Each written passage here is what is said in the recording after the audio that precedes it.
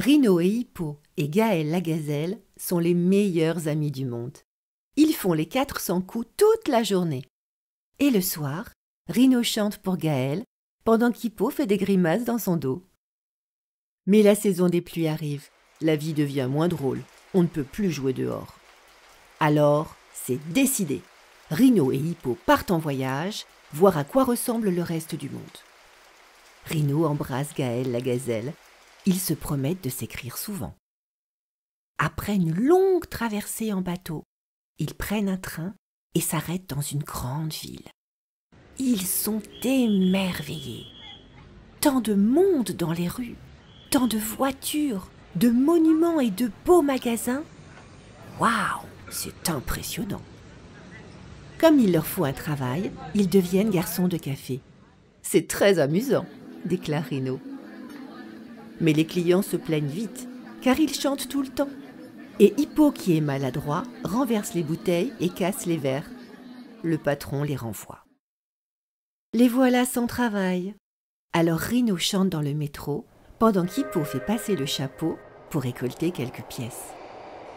Un jour, Monsieur Croco, qui est producteur de spectacles pour la télévision, entend chanter Rino.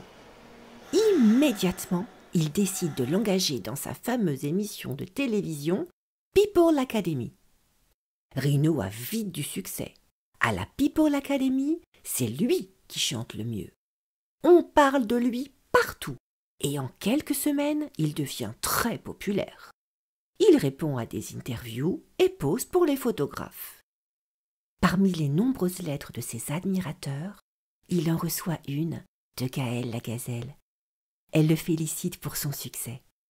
Hippo aussi le complimente. « Bravo, te voilà célèbre maintenant !»« Bien sûr, j'ai un peu de talent, mais tu sais, j'ai surtout beaucoup de chance, » répond-il, faussement modeste. Hippo devient le secrétaire particulier de Rino. Il est aussi son domestique, son garde du corps et son chauffeur.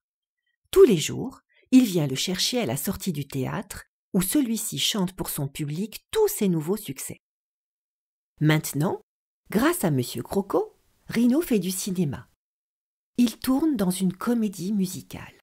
Il chante en duo avec Eva Loi, une grande star du music-hall. Puis, ensemble, ils enregistrent un disque. Il n'a même plus le temps de répondre aux lettres de Gaël la gazelle. Avec l'argent qu'il a gagné, Rino s'achète un grand appartement. Il y organise des dîners mondains où il invite beaucoup de monde. Il y a toujours Eva Loi et Monsieur Croco, avec lequel il est devenu très ami, ainsi que d'autres vedettes de la télévision. Ce sont des soirées très chics où tout le monde s'amuse. Hippo fait le service. Sa maladresse fait rire les invités. Et lorsqu'il fait tomber des coupes de champagne, tout le monde rit encore de plus belle. Cependant, un soir, Monsieur Croco demande à Rino de se débarrasser de cet idiot d'Hippo. « Il est bête, il est maladroit, et en plus, il sent mauvais, » prétend-il. « Et il a complètement taché mon costume neuf. »« C'est vrai, » continue Eva Loi. « Fais-nous plaisir. Renvoie-le, on l'a assez vu celui-là. » Rino réfléchit et se dit qu'effectivement, Hippo est un peu encombrant. « Allez, va-t'en, tu nous ennuies, » lui dit-il. « On n'a plus besoin de toi. » Alors, sans un mot, Hippo remet ses vieux vêtements. Puis, il s'en va, seul dans la nuit, marchant le long des trottoirs, sans savoir où aller. Après avoir fait la fête et dansé jusque tard dans la nuit, Rino a du mal à trouver le sommeil. Il pense à son ami parti sous la pluie, avec sa petite valise à la main. Il regrette maintenant de l'avoir abandonné. Le lendemain de bonne heure, il téléphone partout, mais personne ne l'a vu, et tout le monde s'en fiche. « Hippo ?» lui répond Monsieur Croco. « Mais on s'en moque d'Hippo, oublie-le !» Quant à Eva Loi, elle rigole comme une idiote. Rino est désespéré. C'est fini, il ne reverra plus son fidèle ami. Maintenant, Rino a un nouveau chauffeur. Il est silencieux et sérieux. Il connaît la route et ne se perd pas. Monsieur Croco lui a aussi envoyé un autre domestique. Il est très élégant, ne casse rien et ne rit jamais. Mais Rino n'a pas besoin d'eux.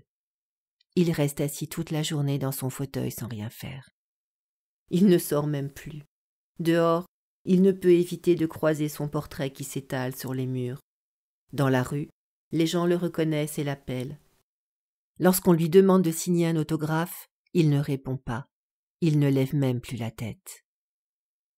Un jour, il apprend qu'un paquebot va partir le soir même pour un pays lointain. « On ne sait jamais », dit-il en se levant.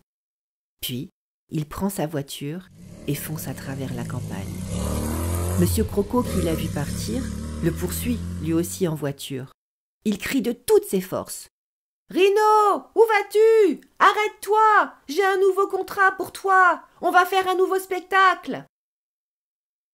Mais Rino ne l'entend pas. Il roule à toute vitesse en direction du port. Arrivé sur le quai d'embarquement, Rino aperçoit Hippo. Il est là, sur le pont du paquebot. Il s'élance sur la passerelle juste au dernier moment, avant que le bateau ne quitte le quai. Les deux amis se retrouvent enfin. C'est promis, jamais plus ils ne se sépareront. Sur la jetée, Monsieur Croco hurle de toutes ses forces. « Reviens, Rino! On peut gagner beaucoup d'argent tous les deux !» Mais Rino ne l'écoute pas. Au contraire, avec Hippo, il rigole et s'amuse à lui faire des grimaces. Puis, le bateau quitte le port et s'en va sur l'océan.